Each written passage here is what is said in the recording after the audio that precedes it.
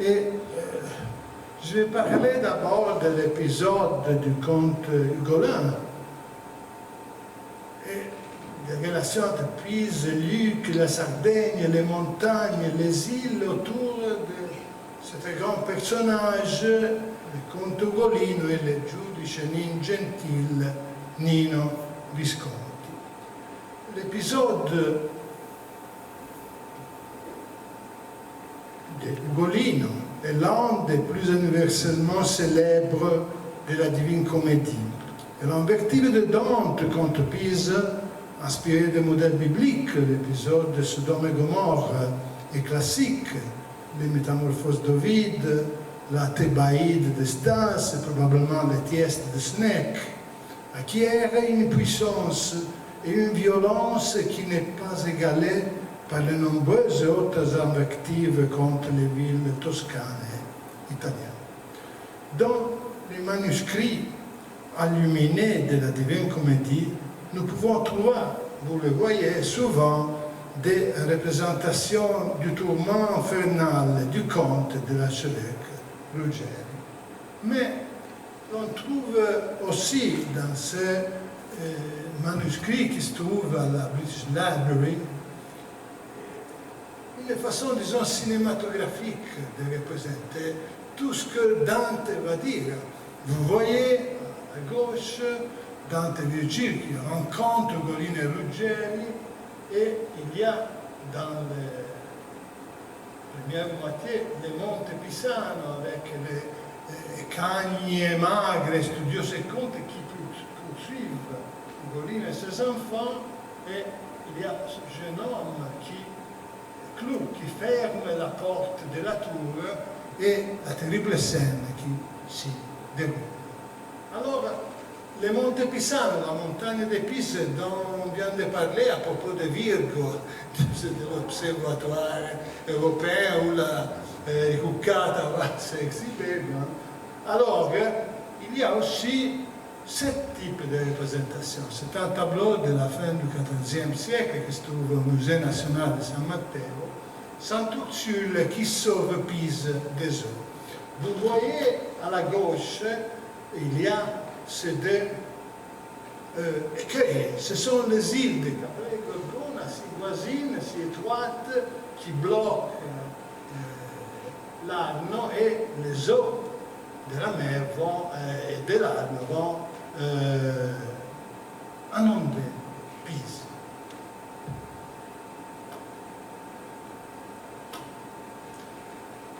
Donc les paysages naturels, les Monte Pisano, les îles sont bien présents dans la représentation iconographique de cette terrible histoire.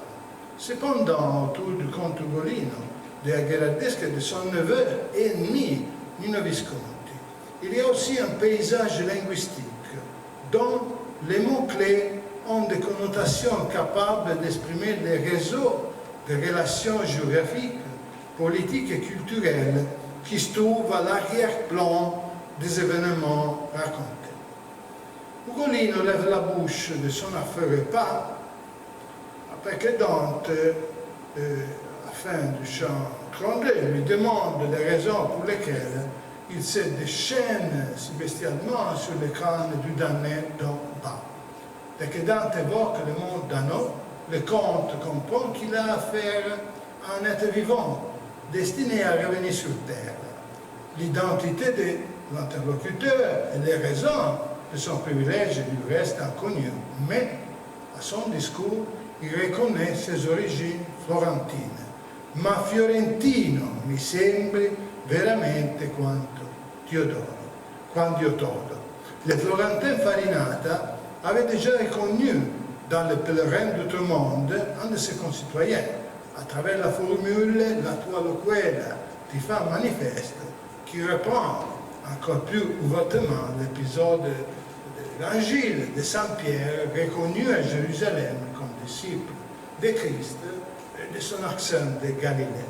Loquela tua manifestum te facit. La tua loquela ti fa manifeste, c'est une exacte traduction. Ici, et par la suite, la complexité historique et géographique des événements relatés favorise l'expression de différences linguistiques, dans des termes qui, comme nous le verrons, reprennent également des passages du Vulgare Eloquentia, le traité de l'éloquence vulgaire. Mais c'est précisément dans ce traité que la différence linguistique parmi les villes toscanes devient également un symbole de la fermeture municipale et en fait de la folie des Toscanes, liée aux divisions politiques.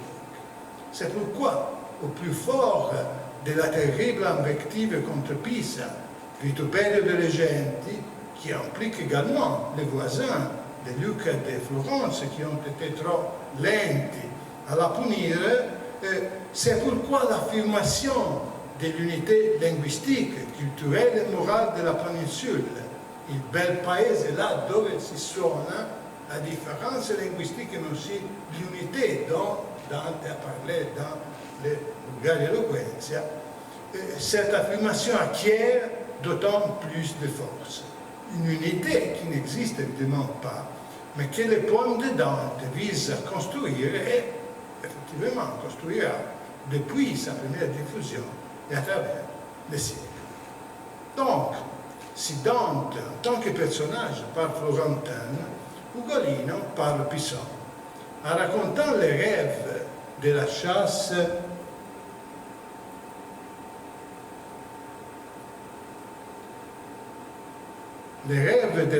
infernale contre lui et ses enfants sous la forme de loups et de louveteaux, le conte emploie la périphrase al monte perché i pisani veder Lucca non possono pour indiquer la petite chaîne de montagnes relevée d'un peu plus de 900 mètres qui sépare Lucca de Pise. Ici, comme au début du 21e chant où il est question de bateaux avariés des Vénitiens qui naviguent non possono, nous trouvons ponno ou dans certains manuscrits puonno, évidemment des formes non florentines mais typiques des anciennes langues vernaculaires de Pise et de Lucca, et donc appropriées tant dans les discours d'Ugolino qu'au début d'un chant centré sur les politiciens corrompus de Lucca, avec de fortes références à cette ville. Qui non ha loco il volto santo, qui si nota altrimenti che nel secchio, et avec des références à Caprona aussi, au pied du Monte Pisano, dont on va parler tout de suite. Pour confirmer le caractère pisan et tosco-occidental de la forme, il suffit de mentionner parmi les textes qui couvrent toute la vie de Dante, les traités de paix entre les Pisans et l'émir de Tunis, 1264. Nous allons voir ces documents tout de suite avec Puono e Puono, le breve de Villa di Chiesa, les statuts qui réglaient la ville de Villa di Chiesa, Iglesias, ces mines si importantes pour la commune de Pise, ces mines d'argent, et aussi dans ces documents, on a Puono, les vites de Santi Padri di Domenico Cavacca, et aussi à Lucca on peut mentionner les lettres de Ricciardi aux membres de leur compagnie en Angleterre, avec Puono et Puono, les bandes lucchesi du XIVe siècle, avec ce type de forme. De ce pluriel formé sur la troisième personne du singulier, può, plus non, puono, de ce pluriel, Dante connaissait bien les caractères pisans.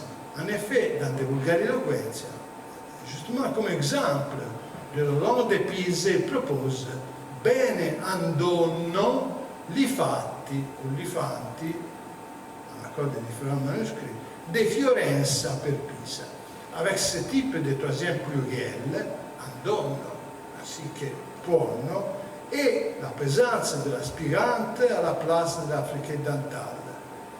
Parce que à Pise comme à Lucca, on disait et on écrivait Fiorenza, Piazza, Richessa, tout comme on dit Florence, place, richesse en français.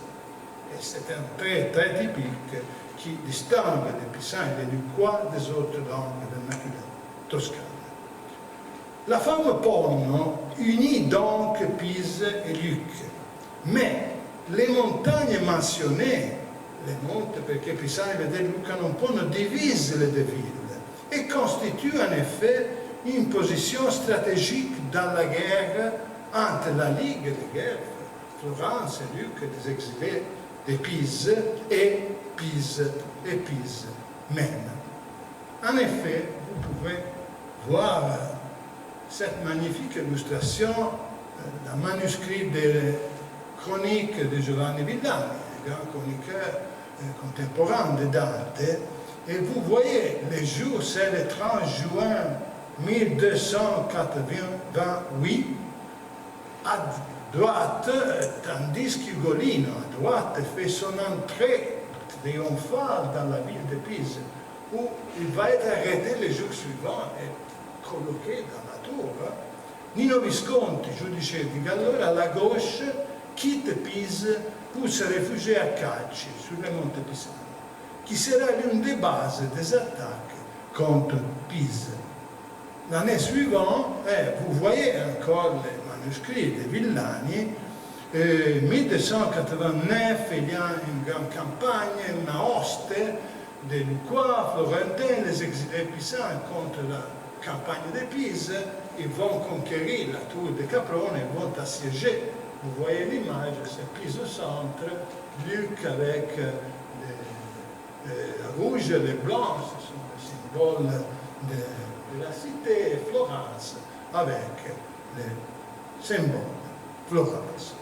Bon, on a vu Ponno, mais dans le rêve du conte, à rime avec Ponno, on retrouve le mot donno, associé all'arcivecchio Ruggeri, dans la formule questi pareva a me maestre donno. Dans ce mot, il y a peut-être l'écho d'un passage de l'Évangile, et sûrement, comme le soulignent les commentateurs anciens, le terme spécifique pour désigner celui qui dirige une chasse, il maestro della caccia. Mais le locuteur, c'est Ugolin qui parle de son rêve. Et Ugolino di Donoratico della Gherardesca, tecniquement, officiellement, était donno ou dominus sexte partis regni Callaretani, le seigneur d'un sexte du giudicato di Cagliari, qui comprenait justement Villa di Chiesa avec Seigneur. Tout comme le donno mentionné a propos di frate Gomita che ebbe i nemici di suo donno in mano, se suo donno, c'était et c'est justement Ugolino detto Nino Visconti, giudice di Gallura. Tous les anciens commentaires sont d'accord sur le signifié de donne, c'est-à-dire seigneur, mais aussi sur la caractérisation sarde de ces mots. L'Anna de Bologne, donne, sia a dire signore lingua sarda, le Florentin ottimo, alla sardesca parla, Guido da Pisa et beaucoup d'autres. Mais Dante lui-même, dans son traité de Vulgaria-Eloquentia, avait affirmé que sardi sine proprio vulgari esse evidenti, ils n'ont pas un vulgaire à leur propre. Ils imitent le latin. La preuve, c'est qu'ils disent Dominus meus et Domus nova. Dominus pour Seigneur se disent Donne et Domus. Et voilà. Tout comme le mot Ponno, à propos de Pise de Luc, donne exprime un pont entre Pise et la Sardaigne. Il nie, mais en même temps oppose Ugolino della Gherardesca, son neveu ennemi, Ugolino di Nino Visconti. Ennemi en Pise, mais ennemi en Sardaigne, parce que l'histoire de Pise s'explique avec les luttes en Sardaigne, plus une grande partie. Voyons le troisième point de mon exposé pour les lecteurs modernes de la Divine Comédie. Il est normal de considérer comme allant de soi que Dante, dans la terrible malédiction lancée contre Pise, parle de Capraia et Gorgona comme des îles. Les noms sont Capraia, Gorgona, ce sont des îles. Mais les plus anciens manuscrits florentins de la comédie ne présentent jamais la forme Capraia. Les manuscrits perdus datant d'environ 1330, connus de Luca Martini, et celui écrit en 1337 par Francesco di Sernari di Barberino, aujourd'hui à Milan, Tribuziano, indiquent Cravara. D'autres manuscrits indiquent Cravrara. D'autres manuscrits florentins bien importants indiquent des formes du type Cavrara. Et beaucoup de ces manuscrits, voyons, c'est une copie d'un manuscrit qui consigne les commentaires di Ottimo. Voyez la page qui nous intéresse, la Cavrara et la Gorgona, muovasi la Caprara et la Gorgona, toujours ces formes avec R, qui ne sont pas des formes qu'on attend en Toscane, parce que Capraria doit donner Capraia. Et en effet, lorsqu'il s'agit d'indiquer la ville, les villages au bord de l'Arno, en face de Montelupo, tous les textes florentins usent le mot Capraia, qui c'est les véritables mots toscans. Mais pour l'île, exactement tous les manuscrits de Florence emploient ce type de forme que vous pouvez trouver exactement dans les manuscrits de Gênes ou avec une coloration linguistique ligurienne, aussi dans les manuscrits, par exemple, Giacomo della Rana et beaucoup d'autres, qui sont de Boulogne ou du nord de l'Italie. Pour cette île, les Florentins indiquent cette île avec ce nom. Mais j'ai dit cette île, mais si on va à lire les commentaires, ces commentaires de type bien important dans la Florence des années 30 du XIVe siècle ne disent pas qu'il s'agit des îles. Muovasi la Caprara e la Gorgona. Caprara e Gorgona sono due grandissime montagne. Un autre commentaire dans ce même milieu dit: la Caprara e la Gorgona sono due promontori in mare. Caprara e Gorgona sont deux promontoires dans la mer. Bon, on pourrait penser qu'il s'agit des bizarreries d'un intérêt purement érudit. J'ai pu citer aussi Graziolo Bambaglioli, chancelier de la commune de Bologne, auteur des plus anciens commentaires datés de l'Inferno en latin, qui dit: Caprara e Gorgona sont duo maxima brachia maris. Ce sont des bras de mer, pas d'îles, pas de montagnes, mais des bras de mer. Alors, d'importants intellectuels, notaires, hauts fonctionnaires des communes de Bologne et de Florence, contemporains de Dante et copistes commentateurs de son poème, ignorent, se semble, que Capraia et Gorgona sont des îles, et de toute façon utilisent ici les formes non toscanes Cravrara, Cravara, Cavrara, Caprara. En revanche, la forme toscane attendue Capraia, qui est présente aussi dans le traité de paix entre les Pisans et les Mythes de Tunis, on va le voir tout de suite, et cette forme Capraia est normale dans les manuscrits liés à Pise.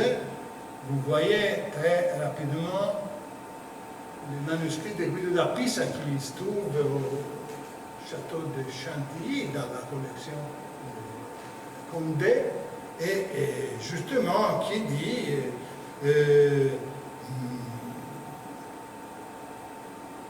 muovasi la Caprara e la Gorgona, iste sunt duo insule propinquores litoribus Pisanis. C'est manuscrit qui se trouve à Berlin, mais qui a été écrit à Pise en 1347, qui parle de, voilà, le passage, troisième ligne d'en bas, la Capraia et la Gorgona, où toutes les copies du commentaire de Francesco da Buti à la fin du XIVe siècle, vous voyez muoversi la Capraia e la Gorgona, queste sono due isolette. Per noi è normale, le nome è Capraia e la sostanza setanile, ma le fait drôle, c'est que à Florence, tout se passait comme si la situation fut différente.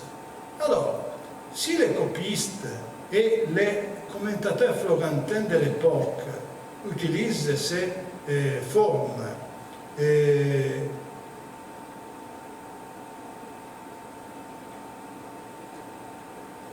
semblent ignorer qui sont des îles, les considérant comme des montagnes ou des promontoires, c'est parce qu'ils ont peu de connaissances sur et pas d'accès à ces îles, qui font partie du domaine de la domination maritime et terrestre des Pise. Vous voyez, on vient de parler de Ptolémée, c'est une copie de la géographie de Ptolémée, et à peu près c'est tous les domaines, toute la domination des Pise, qui inclut toutes les îles, grandes et petites.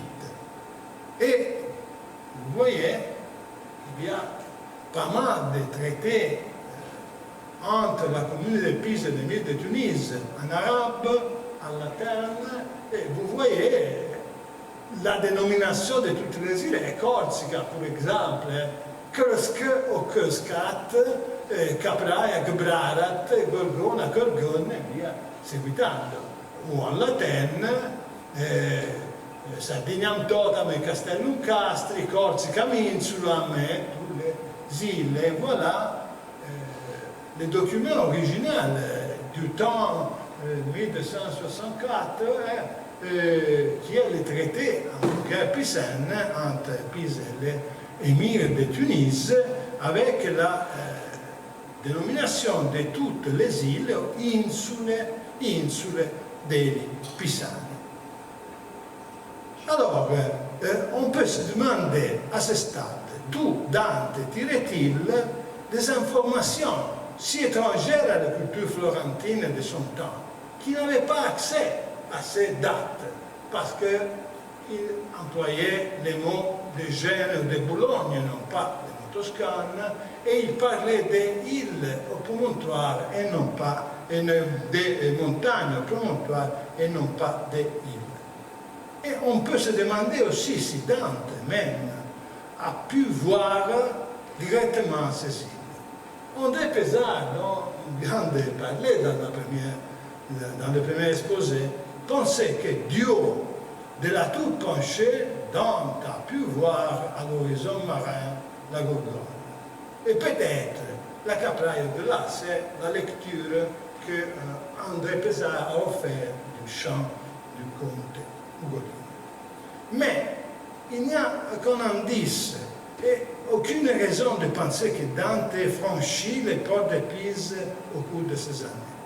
Et en fait, il nous montre l'intérieur de la tour de la Ferme, mais ignore complètement les espaces urbains de Pise. L'explication la plus économique, pourquoi Dante connaissait des dates que ses contemporains de Florence ne connaissaient pas, l'explication plus économique nous conduit à un scénario historique et géographique précis. Après la victoire de Campaldino, 11 juin 1289, sur le Gibelin par l'armée florentine et guerre dont Dante faisait partie, à nous, de la même année, on a vu les manuscrits de Villani, il y a cette campagne contre Pise, la puissante armée comprenait les îles Nino-Visconti en position prééminente, et Dante lui-même, qui nous en assure dans les vers così vi Dio, già temerlifanti, uscivan patteggiati di caprona, veggendo sé tra nemici cotanti. Le système de forteresse du Monte Pisano, qui était sous le contrôle de la Ligue Guelfe, parce que les maîtres, les seigneurs du Monte Pisano, c'était à ce point Nino Visconti, il employait ces forteresses comme base pour lancer ses attaques avec la Ligue Guelfe contre Pise, Et ces systèmes de forteresse comprenaient Calci, Castelmaggiore, l'abbaye de Saint-Michel et en particulier la Verruca, dont la forteresse domine la mer de Porto-Venere, la côte de la Ligurie, jusqu'à l'île d'Elba.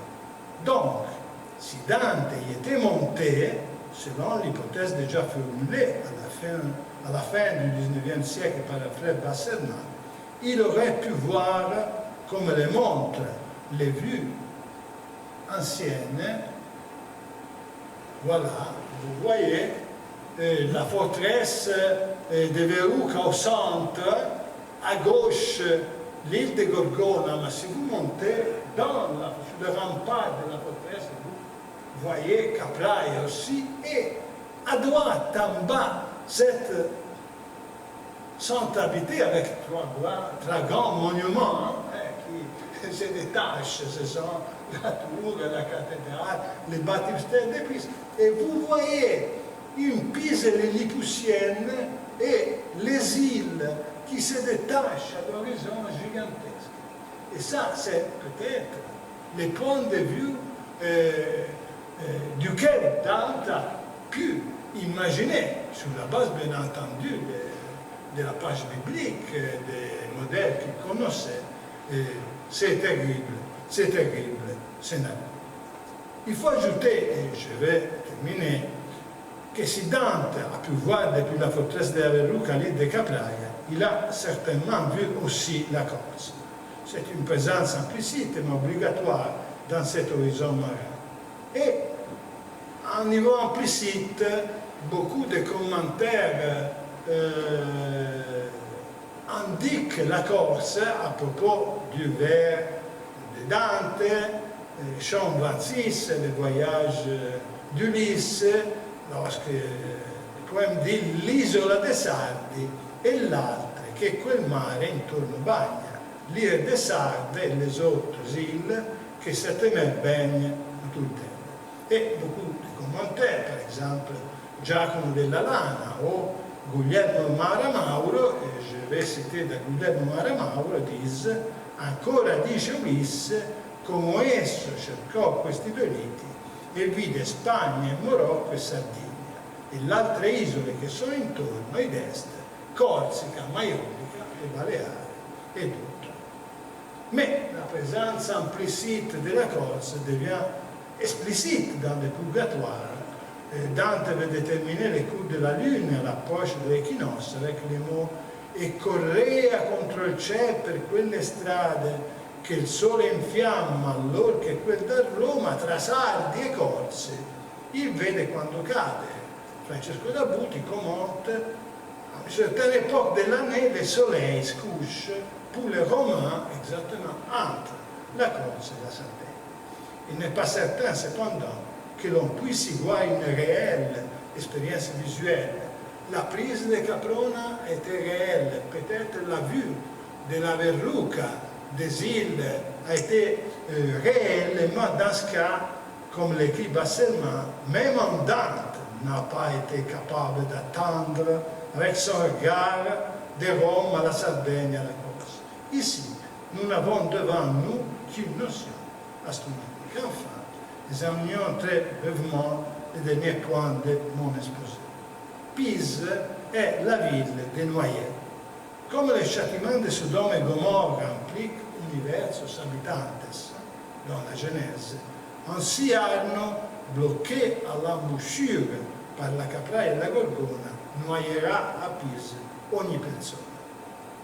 Ainsi que le Rex Sodomorum et le Rex Gomorre tombent dans les puits, et de même le seigneur de Pise, Ugolino, mais aussi l'archevêque Ruggero degli Bardini qui prend le pouvoir politique après l'arrestation du comte, mais aussi Guido da Montefeltro, à son tour potestas et capitaneus populi et guerre pisani communis de 1289 jusqu'à la paix de Fucecchio, 1293.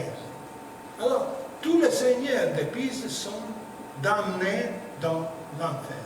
Ils appartiennent à la première canzone che di Sommezzi. Mais, à la manière de la page biblique, Lot liberato ab exercitio Sodome, Lot se sauve de la catastrophe de Sodome, ou de la fable de Philémon et Baucis. Chez Ovide, il y a aussi des personnes sauvées. Si les eaux de l'Arno, dans ce temps, avaient vraiment envahi Pise, Nino Visconti et ses amis exilés auraient été sauvés au pied de la montagne, dans la valle des Cacci, défendue par la Verruca et la forteresse de Caprera. À un autre niveau, le giudice ingentile Ugolino di Nino Visconti, lui aussi potestas et capitaneus, rector et administrator de Pisa à côté de son grand-père, Ugolino de la Gherardesca. Et au risque de la antenora, dit un commentaire latin, quod multas guerras fecerat contra patria sua, puisque Nino Visconti était continuellement à l'attaque contre Pisa pour se venger de l'exil et de l'expulsion qu'il avait eu. Et bon, bien qu'au risque de l'enfer, au contraire, Nino Visconti converse dans l'ante-purgatoire avec Dante, Sordello et Virgilio dans une atmosphère imprégnée de noblesse et d'aura poétique. Canute, parmi les pénitents morts de mort violente, apparaît peu avant quel da Pisa, qui fait paraître le bon Mazzucco fort. Celui de Pise qui fit paraître le grand courage du bon Mazzucco, c'est-à-dire le fils de Mazzucco Scornigiani, Gano Scornigiani, assassiné sur ordre, c'est un mort de mort violente et inattendu, assassiné sur ordre de son grand-père Ugolino et sur le Lungano de Pisa en décembre 1287, et dont les frères Vanni et Parente combattant aux côtés de Nino Visconti et aussi par la suite aux côtés de la Ligue Guelfe.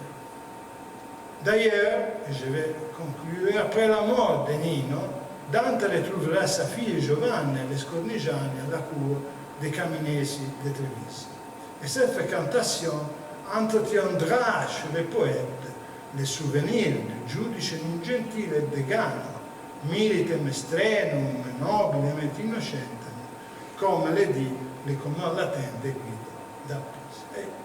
L'image que vous voyez exprime de la meilleure façon possible au niveau visuel les liens intimes entre Dante et Nino Visconti, tout comme les mots nullo bel salutare tra noi sitacque l'esprime au niveau verbal. Et c'est avec cette belle image que je vous remercie véritablement de votre attention. Merci beaucoup.